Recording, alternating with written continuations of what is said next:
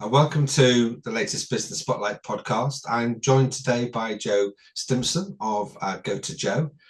Joe, it's great to have you on the call today. Oh, yes, great to be here. Thank you very much. And I'm looking forward to this conversation because you've had experience of running businesses yourself, and now your emphasis really is on developing sales skills in other businesses and sales teams and providing support to them. So, could you just tell us a little bit about your background, Joe? Let's start there and your journey from running a business to what you're doing now. Okay, so going right back to the beginning, I started off in banking, Midland Bank as they were then before they were taken over by HSBC. I'm showing my age here. I remember Um, that. and so, so I did 9 years with them up to Yeah, assistant branch manager. Then I worked for Littlewoods Football Pools for 9 years when the lottery came in, and it really had a dramatic effect. So, from a sales perspective, we had to get creative in how we could keep the revenue up. Really, right. ironically, I left the bank because I didn't want to be a salesperson. That ended That's it. up. That's going to be interesting as this conversation develops. Yeah. And then I've done next and worked for different Yeah. businesses in sales and customer service roles. And then in 2003, I entered a what was a startup business selling electric underfloor heating at that time into the tile and bathroom industry because that was where underfloor heating was sold.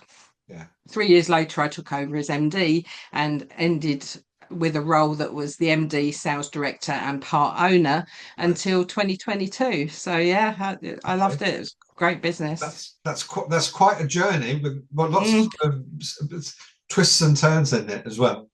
mm, But you've obviously primarily been driven by results and success. It's been a key yeah, factor because a lot of what you just described is how you overcome challenges, starting from yeah. Midland Bank right the way through to Littlewoods.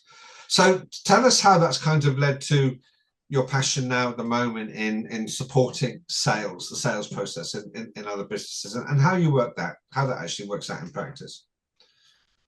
Well, the Go to Joe business really has two sides to it. So I have my sales consultancy side where it's very much in person in someone's business, because the benefit that they get is that they have a director level eye Yeah. in their business. So I've been there, done it. I've sat in all the seats around the table. So I know what it's like to be a salesperson out on the road. I know what it's like to be the sales director. I know what it's like to be the owner.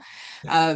And a lot of the founders that I meet haven't done sales roles before. So they're really unsure whether what they're doing is right. They haven't got the budget for a sales director or sales manager at this stage. So they've got a small team that they're running as well as spinning all the plates.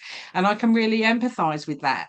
But the benefit that I had was I had done the job before. So I then step in now in that side of my business and kind of stand alongside the founder and say, look, let's do this together. Let me take the bits that I can do standing on my head and leave you to do the bits that it Yeah. needs you, um, in a fractional way, fraction of the cost, fraction of the time.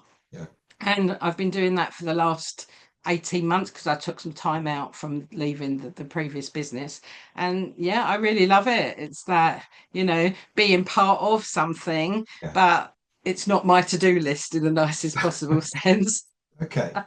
No, it's really interesting. So why, I mean, sales is absolutely crucial to the success of Mm. any business. Why is it you feel maybe that so many founders, so many business owners really struggle with sales? What are the key elements of it that they struggle with? Is it the tracking? Is it the numbers? Is it the data? Where do you find that the biggest holes are and where they might come from? Yeah, it's definitely structure, process, and reporting. And that's the thing. I kind of, when I step in, there's either no reporting at all, in Yeah. which case there's a lot of this going on and everybody's, doing their best. Doing stuff. Um, Yeah. yeah, yeah, exactly. Everybody's a nice guy. Yeah. Through to, there isn't the processes in place. So from my time spent in the online space, which is the other part of my business, working with predominantly female solopreneurs, where Yeah. even the word sales sends them into, a hot sweat because they haven't done a sales job before and now they're building their business and need to do sales. Yeah. It's the same in a offline business. I think so much reliance is put on because they're an expensive resource. So much pressure is put on that sales team with absolutely no support around it. So there's no internal sales team. There's no email sequences going out. Social media is really sporadic. So there isn't the Yeah. structure around the sales team to allow them to make their own opportunities, but also other things that can feed opportunities in for those sales guys to go and do what it is that they need to do. Yeah. Because there's sales boils down to systems, but also psychology as well, doesn't it? There's the psychology of sales. People need to understand what it is that's going to help them get their product or their service over the line from the point of view of the consumer. Is that an element that you find yourself helping founders with as well, and their teams? Yeah, definitely in my consultancy side, because it's very much inbuilt in the online space to start with. Who is your ideal client? Yeah. Who is the person that your thing, whatever it is designed for? What result does it give them? What transformation? What outcome? Why do they need your thing?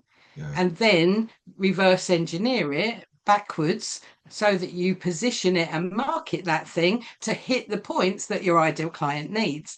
But a lot of the time it's, well, we sell to anyone. Yes. Well, that's really problematic where are you throwing the dart at? Yeah. You've Yeah. got your eyes shut in the dark. What type of person, what type of business, what type of job role. And people get very worried about that because they think it's forever, but it's Yeah. not. It's just for now. Is it the right person out of all of what you know? It's that type of person. Then go and talk to that kind of person and see if they need the thing that you're talking about. So people don't do a lot of research. People just have an idea. Most people set up a business from something they've worked for somebody else in. Do you see Or what I they think mean? that, It's or that like they're good at, or they think that they're good yeah, at in terms of yeah, delivering it. And yeah, no, I totally understand where you're coming from. That I mean, I've had a few conversations in the past. I was about to raise it to you, but you got there first.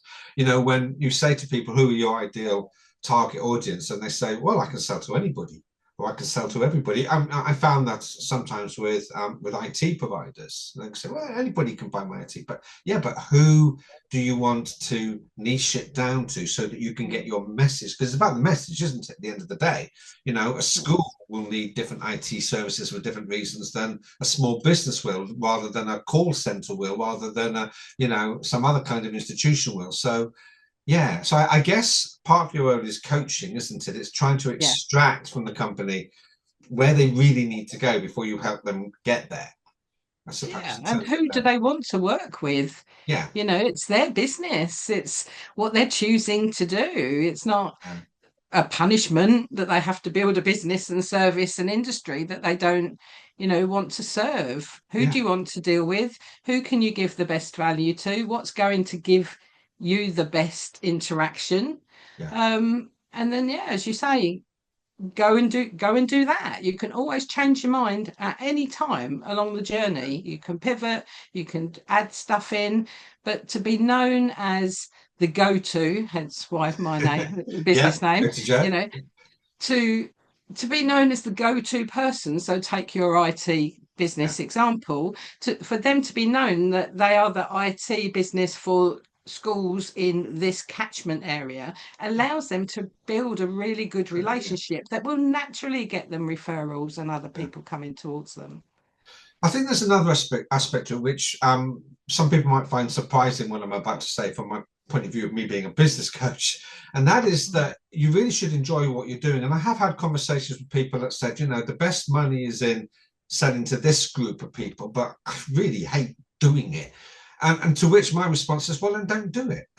If you can make money maybe not as much, but make money doing something that you really do enjoy doing, engaging with, then don't make your life a misery. Just, it is your business. You own it. Where it goes is down to you. You don't have to go down the greatest, revenue, the greatest profit route, particularly if you don't enjoy it, because I guess the other thing is you are better at something if you enjoy doing it. You're more willing to skill up in it as well.